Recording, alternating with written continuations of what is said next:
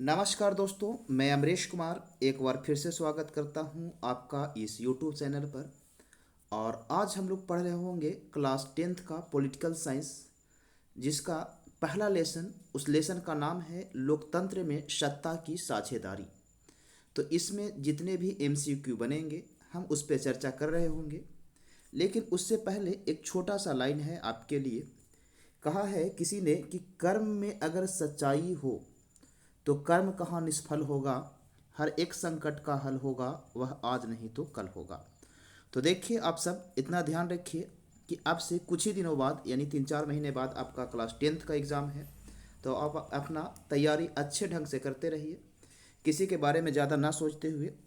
तो आइए हम आज के क्लास का पहला क्वेश्चन पढ़ते हैं। क्या है? कह रहा है कि सामाजिक विभाजन को संभालने के संदर्भ में कौन सा कथन लोकतांत्रिक व्यवस्था पर लागू नहीं होता है। देखिए, एग्जाम में आप हमेशा ध्यान रखिएगा कि दो चीज़ पूछा जाता है। एक होता है कि लागू होता है, एक पूछा है कि नहीं होता है। तो आपको लाइन जो है वो समझना अच्छे से है, अन्यथा आप प्रश्न को जानते हुए भी गलत कर देंगे। तो कह रहा है कौन लागू नहीं होता है। तो पहला में कहा है कि लोकतंत्र में राजनीति प्रतिद्वंदता के कारण सामाजिक विभाजनों की छाया राजनीति पर भी पड़ती है। तो बिल्कुल पड़ती है कि देखिए, रोज लोकतंत्र में अगर याद रखिए कि विभाजन होगा तो उस पर राजनीति पर असर पड़ेगा ही।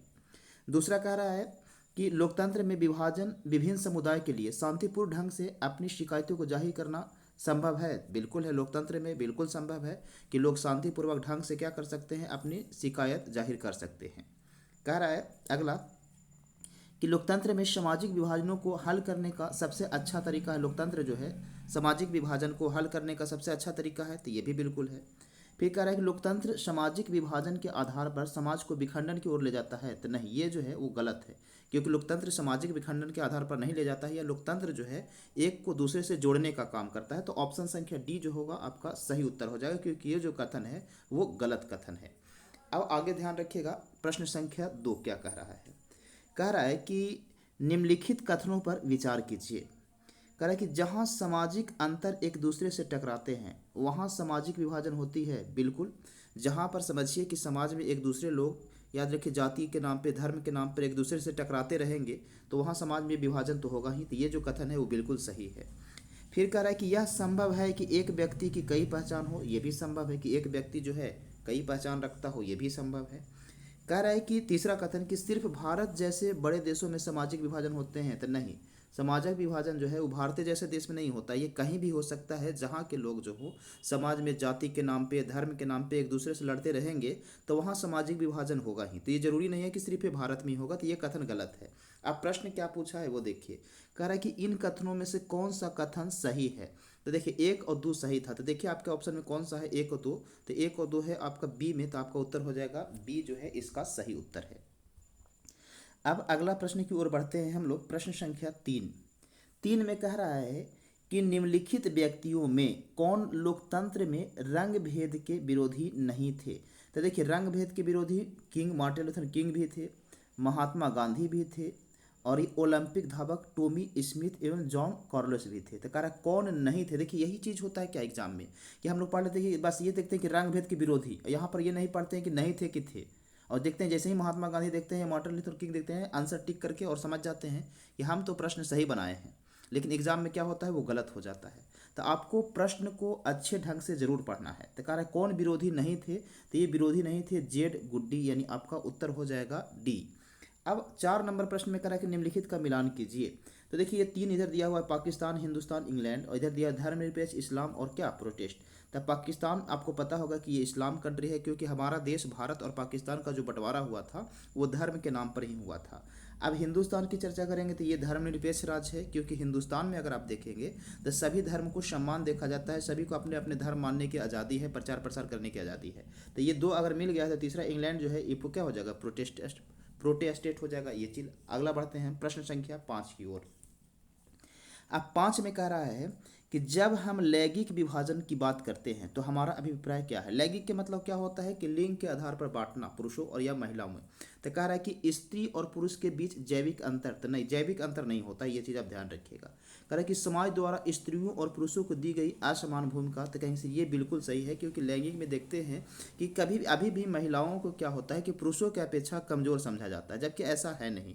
अब तो धीरे धीरे क्या हो रहा है कि लोग जागरूक होते जा रहे हैं, शिक्षा सभी का हक है, तो शिक्षा के अनुसार क्या होता है, जैसे जैसे लोग शिक्षित होते जा रहे हैं इस चीज़ को मानना शुरू कर दिए हैं। लेकिन अभी भी आप देखिएगा तो समाज में बहुत ही स्त्री और पुरुष में बहुत भेदभाव किया जाता है। फिर कह रहा है कि क्या लैंगिक विभाजन में हम बात कर सकते हैं कि बालक और बालिकाओं की संख्या का अनुपात पर, तो नहीं, अनुपात पे बात नहीं होता है। फिर कह रहा है लोकतांत्रिक व्यवस्थाओं में महिलाओं को मतदान का अधिकार ना मिलना, तो ऐसा नहीं है। लोकतांत्रिक जहाँ होता है तो वहाँ पर क्या होता है कि महिलाओं को अधिकार मिलता है वोट डालने का। तो इसका उत्तर सही हो जाएगा कौन, बी, यानी कि समाज द्वारा स्त्रियों और पुरुष को दी गई असमान भूमिका, ये लैंगिक विभाजन की बात करता है। यानी कि विभाजन के मतलब क्या होता है कि बांटने की बात क्या करता है। तो बांटना क्या है कि अगर आप एक को भूमिका मतलब समझिएगा समाज में ज़्यादा दीजिएगा वैल्यू, एक को कम दीजिएगा तो ये समाज को बांटेगा ही। अब अगला प्रश्न है 6 नंबर। कह रहा है कि भारत में औरतों के लिए आरक्षण की व्यवस्था किस संस्थान में है। तो कह रहा है कि भारत में जो है महिलाओं को आरक्षण कहाँ मिलता है, क्या लोकसभा में मिलता है, तो कहेंगे सर नहीं। मंत्रिमंडल में मिलता है, नहीं। विधानसभा में मिलता है, नहीं। तो ये प्रश्न कई बार एग्जाम में पूछा गया है, तो आप याद रखिएगा कि भारत में जो महिलाओं को आरक्षण का बात किया गया है वो पंचायती राज व्यवस्था में किया गया है। तो इसका उत्तर हो जाएगा ऑप्शन संख्या डी, यानी कि कह रहा है कि औरतों के लिए आरक्षण की व्यवस्था किस संस्था में है, तो पंचायती राज व्यवस्था में। अब हम लोग बढ़ते हैं प्रश्न संख्या 7 की ओर। 7 में क्या कह रहा है कि सांप्रदायिक राजनीति के अर्थ से संबंधित निम्नलिखित कथनों पर बीच गौर करें। कह रहा है कि सांप्रदायिक राजनीति किस आधार पर आधारित होते हैं। सांप्रदायिक के मतलब होता है धर्म पर, सीधे सीधे समझ लीजिए। तो कह रहा है कि क्या सांप्रदायिक राजनीति में एक धर्म को दूसरे से श्रेष्ठ है, बिल्कुल। कहा कि सांप्रदायिक राजनीति जहाँ पर होगा वहाँ पर क्या होगा कि वहाँ पे धर्म के नाम पर राजनीतिक होगा। तो वहाँ पर क्या होगा कि सभी लोग अपने अपने धर्म को ऊंचा बनाने में रहेंगे, यानी कि ये धर्म है तो ये ज़्यादा अच्छा है, ये धर्म है तो ये खराब है। तो सांप्रदायिक के मतलब ही होता है कि धर्म के आधार पर लड़ना। तो इसका सही उत्तर ही हो जाएगा एक धर्म दूसरे से श्रेष्ठ है, तो बिल्कुल ऐसा ही कहा जाता है सांप्रदायिक राजनीति में। आगे भी हम ऑप्शन देख लेते हैं। कह रहा है कि विभिन्न धर्मों के लोग समान नागरिकों के रूप में खुशी खुशी साथ रहते हैं। तो साथ रहेगा तो सांप्रदायिक राजनीति होगा ही नहीं, यानी गलत है। फिर कह रहा है एक धर्म के अनुयायी एक समुदाय बनाते हैं, तो समुदाय तो बनाते हैं, इसमें कोई बड़ा बात नहीं है, लेकिन ये भी आपका आधारित नहीं है राजनीति पर। फिर कह रहा है एक धार्मिक समूह पर प्रभाव बाकी धर्मों पर कायम रखने में शासन के शक्ति का प्रयोग नहीं किया जा सकता है, तो बिल्कुल ये भी गलत हो जाएगा। अब हम लोग बढ़ते हैं 8 नंबर प्रश्न में। कह रहा है कि भारतीय संविधान के बारे में कौन सा कथन गलत है, यानी कि ये जो 4 कथन दिया हुआ है उसमें आपसे पूछा कि कौन सा कथन गलत है। अब देखिए, कह रहा है कि यह धर्म के आधार पर भेदभाव को मनाही करता है, तो ये तो कथन सही है। कहा कि देखिए हमारा संविधान जो है वो कहता है कि कोई भी व्यक्ति यहाँ धर्म के आधार पर भेदभाव नहीं करता है, तो ये सही कथन है। कह रहा है कि यह एक धर्म को राजकीय धर्म बनाता है, तो यही कथन गलत है। जैसे आप देखिए कि भारत में किसी भी धर्म को राजकीय धर्म नहीं माना गया है, तो ये गलत है। वो कह रहा है कौन गलत था, तो आपका उत्तर हो जाएगा बी ही, ऑप्शन नंबर बी, यही गलत है। क्योंकि हमारा देश जो भारत है और भारत का जो संविधान है ये कभी भी राजकीय धर्म नहीं बनाता है, तो आंसर इसका हो जाएगा बी। फिर देखिए ये कह रहा है कि सभी लोग को कोई भी धर्म मानने का आज़ादी होता है, तो बिल्कुल भारतीय संविधान में आज़ादी है कि आप किसी भी धर्म को मान सकते हैं। कह रहा है किसी समुदाय धार्मिक समुदाय में सभी नागरिकों को बराबरी का अधिकार है, बिल्कुल बराबरी का अधिकार है। तो इसका उत्तर कह रहा है गलत कौन है, तो गलत हो जाएगा ऑप्शन संख्या बी। अब अगला प्रश्न है 9 नंबर। कह रहा है कि धर्मनिरपेक्षता जो है इसका अर्थ क्या है। तो धर्मनिरपेक्षता का अर्थ क्या है, धर्म से रहित है, नहीं। धार्मिक श्रेष्ठता है, नहीं, यानी कि क्या एक धर्म को श्रेष्ठ बनाना, ये भी नहीं है। कर अल्पसंख्यकों का धर्म, ये भी नहीं है। कारक सर्वधर्म समभाव, इसका मतलब ये हुआ कि सभी धर्म, धर्मनिरपेक्ष के मतलब होता है कि सभी धर्म समान है, तो कहीं से बिल्कुल, तो इसका उत्तर हो जाएगा ऑप्शन संख्या सी। आगे बढ़िए। अब 7 9 के बाद अगला प्रश्न है प्रश्न संख्या 10 की ओर बढ़ते हैं। कह रहा है कि भारतीय संविधान के बारे में इनमें से कौन सा कथन सही है। इस बार पूछा कि कौन सा कथन जो है वो सही है 10 नंबर में। कह रहा है कि क्या यह धर्म के आधार पर भेदभाव को मना ही करता है, तो बिल्कुल भारतीय संविधान जो है वो धर्म के आधार पर भेदभाव करना मना करता है, तो यही आपका सही हो जाएगा। आगे भी देख लेते हैं। कह रहा है कि यह एक धर्म को राजकीय धर्म मानता है, तो कहेंगे सर बिल्कुल नहीं। कहा अभी हम पढ़े थे पिछले प्रश्न में कि भारतीय संविधान जो है एक धर्म को राजकीय धर्म नहीं मानता है, तो ये गलत हो जाएगा। कह रहा है कि लोगों को कोई भी धर्म मानने की आज़ादी नहीं होती है, आज़ादी होती है, और ये कह रहा है कि नहीं होती है, क्योंकि आप पढ़े हैं कि भारत जो है भारतीय संविधान किसी भी धर्म को मानने की आज़ादी देता है, तो ये भी आपका क्या हो जाएगा, गलत हो जाएगा। कह रहा है कि महिलाओं को मताधिकार के अधिकार का अभाव है। नहीं, यहाँ पर आप देखेंगे भारत में कि भारत लोकतांत्रिक देश है, यहाँ पर महिला और पुरुष सभी को बराबर हक होता है वोट देने का या मत देने का। अब इसका यानी इसका उत्तर हो जाएगा कौन सा, यानी कि पहला। फिर कह रहा है कि सांप्रदायिक राजनीति आधारित होती है। अभी हम लोग पीछे पढ़े थे प्रश्न में 11 नंबर में पहले ही। तो कह सांप्रदायिक राजनीति जो होता है वो हमेशा किस पे आधारित रहता है, तो वो आधारित रहता है किस पे, धर्म पे। तो आपका उत्तर हो जाएगा ऑप्शन संख्या ए। फिर कह रहा लिच्छवी गणतंत्र भारत के किस राज्य में अवस्थित है। तो सबको पता होगा कि लिच्छवी जो है वो भारत के किस राज्य में स्थित है, तो बिहार राज्य में। अगला कह रहा है कि धर्म को राजनीति से अलग नहीं किया जा सकता है, यह कथन किसका है। तो अगर आप पहला लेसन पढ़े होंगे तो उसमें साफ साफ एससीईआरटी का जो बुक है उसमें साफ साफ लिखा हुआ है कि महात्मा गांधी का यह कथन था कि आप राजनीति को धर्म से अलग नहीं कर सकते हैं या धर्म को राजनीति से अलग नहीं कर सकते हैं। तो इसका उत्तर हो जाएगा ऑप्शन संख्या ए, यानी कि धर्म को राजनीति से अलग नहीं किया जा सकता है। यह कथन किसका था, यह किसने कहा था, तो महात्मा गांधी ने कहा था। फिर कह रहा है कि कृषि कार्य में महिलाओं की भागीदारी कितनी प्रतिशत होती है। तो आप याद रखिएगा कि कृषि कार्य में महिलाओं की भागीदारी जो होती है वो 40% होती है। अगला प्रश्न है 10-15 नंबर की अर्थशास्त्र पुस्तक किसने लिखी थी। तो आपको पता होगा कि अर्थशास्त्र जो है वो किनके द्वारा लिखा गया था, तो कौटिल्य के द्वारा लिखा गया था, आप याद रखिएगा। और आगे कह रहा है, अब आगे देखिएगा, इसमें एक और नाम दिया हुआ है वेद व्यास। तो इसके बारे में अगर पूछा जाएगा तो वेद व्यास जो है वो क्या लिखे थे, तो आपको पता होगा कि महाभारत जो है, महाभारत इसकी रचना किसने किया था, वेद व्यास किया था। तो यहाँ से भी कभी कभी सवाल पूछ लेता है आपसे कि बताइए कि महाभारत का रचना किसने किया था, तो वेद व्यास। और अर्थशास्त्र पुस्तक किसने लिखी थी, तो कौटिल्य। चलिए आगे बढ़ते हैं, प्रश्न संख्या हम लोग 15 के बाद 16 में। कह रहा है कि एन क्रूमा कहाँ के राष्ट्रपति चुने गए, तो ये जो थे वो घाना के राष्ट्रपति चुने गए थे, ये चीज़ आप ध्यान रखिएगा। फिर कह रहा है निम्नलिखित में से किस समुदाय ने ब्रुसेल्स में बहुमत का गठन किया। तो इसका उत्तर हो जाएगा 17 नंबर जो प्रश्न है। कह रहा है कि निम्नलिखित में से किस समुदाय जो है वो ब्रुसेल्स में बहुमत का गठन किया था। तो ये हो जाएंगे डच भाषी समुदाय। क्या हो जाएंगे, डच भाषी समुदाय, यानी ऑप्शन संख्या इसका उत्तर हो जाएगा बी। फिर अगला प्रश्न है 18 नंबर।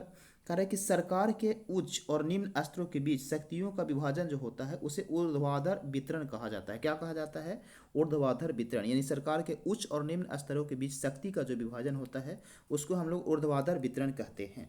अगला प्रश्न है 19 नंबर। कह रहा है कि नेपाल के किस राजा ने प्रजातांत्रिक शासन को स्वीकार करने से इनकार कर दिया था। तो नेपाल के एक राजा थे जिनका नाम था राजा ज्ञानेंद्र। क्या था, राजा ज्ञानेंद्र, जिन्होंने प्रजातांत्रिक शासन को स्वीकार करने से इनकार कर दिया था। तो आप इसका उत्तर याद रखिएगा, राजा ज्ञानेंद्र। चलिए आगे बढ़ते हैं, प्रश्न संख्या हम लोग 19 के बाद 20 की ओर। तो 20 में कह रहा है कि समकालीन विश्व में सरकार का सबसे लोकप्रिय रूप क्या है। यानी कि अभी देखिएगा कि पूरे विश्व में जो चल रहा है सरकार, उसमें जो है यानी कि सबसे जो प्रिय रूप है वो क्या है सरकार का। तो सरकार का अभी देखिएगा कि सबसे प्रेम या सबसे ज़्यादा जो चल रहा है वो है लोकतंत्र। यानी कि जहाँ जहाँ लोकतंत्र रहता है वहाँ सरकार अच्छे ढंग से चल पाती है और वहाँ का जनता भी खुश रहते हैं। तो आपसे कह सकते हैं कि समकालीन विश्व में सरकार का सबसे लोकप्रिय रूप जो है वो लोकतंत्र है। देखिए सैनिक शासन रहेगा वो भी बर्बाद है, राजतंत्र वो भी बर्बाद है, अधिनियावाद ये भी बर्बाद है। तो लोकतंत्र जो है सबसे ज़्यादा सफल रहा है, तो इसका उत्तर लोकतंत्र हो जाएगा। फिर कह रहा निम्नलिखित में से कहाँ सामाजिक विभाजन का आधार भाषा है। तो यानी कि जो 4 आपका ऑप्शन दिया हुआ है देश, इसमें कह रहा है कि कौन सा ऐसा देश है जहाँ सामाजिक विभाजन का आधार जो है भाषा के आधार पर किया गया है। तो आप इसका उत्तर याद रखिएगा कि बेल्जियम जो है, यहाँ सामाजिक विभाजन का आधार क्या है, भाषा है। फिर अगला प्रश्न है 22 नंबर। 22 नंबर प्रश्न में कहा है कि जनमत पर आधारित शासन क्या कहलाता है। जनमत का मतलब होता है जनता के द्वारा चुना गया शासन। तो आपको पता होगा कि जनता के द्वारा जो चुना गया शासन होता है उसको हम लोग क्या कहते हैं, लोकतंत्र कहते हैं। तो इसका उत्तर क्या हो जाएगा, लोकतंत्र हो जाएगा। क्या होगा, लोकतंत्र, यानी ऑप्शन संख्या सी। अब कह रहा है कि समदलीय गठबंधन कहाँ बना है। समदलीय गठबंधन जो है वो किस देश में बना है। तो आप याद रखिएगा इसका उत्तर हो जाएगा नेपाल। कौन सा देश है, तो हमारा पड़ोसी देश नेपाल हो जाएगा। अब अगला प्रश्न है प्रश्न संख्या 24 और इस लेसन का अंतिम प्रश्न है। कह रहा है कि किस गुण के कारण लोकतंत्र को अन्य शासन प्रणालियों से बेहतर माना जाता है। यानी कि ऐसा कौन सा गुण है लोकतंत्र में कि इसको अन्य शासन प्रणाली से अच्छा माना जाता है। तो कह रहा है कि क्या समानता और स्वतंत्रता का पोषक। बिल्कुल देखिएगा कि लोकतंत्र में क्या होता है कि समानता यानी सभी को समान माना जाता है। जनमत यानी कि जनता के द्वारा चुना जाता है, ये भी है। फिर कह रहा है कि मतभेदों में सामंजस्य, ये भी जो सही बात है। तो इसका उत्तर क्या हो जाएगा, तो इनमें से सभी। अब देखिए आपका लेसन 1 का जो MCQ था इतना ही था, तो ये समाप्त हो चुका है। फिर हम मिलेंगे आपसे नेक्स्ट वीडियो में आगे के कोई भी लेसन ले करके। तब तक आप इस वीडियो को देखते रहिए, पढ़ते रहिए। और अभी आपका छमाही एग्ज़ाम भी शुरू होने वाला है, तो उसका भी तैयारी में आप लगे रहिए। और 4-6 महीना बाद आपका, क्या 4 महीना बाद, 5 महीना बाद आपका फाइनल एग्ज़ाम भी होगा, तो उसके लिए भी आप तैयारी अभी से जुड़े रहिए। फिर हम मिलते हैं आपसे नेक्स्ट वीडियो में, तब तक के लिए जय हिंद।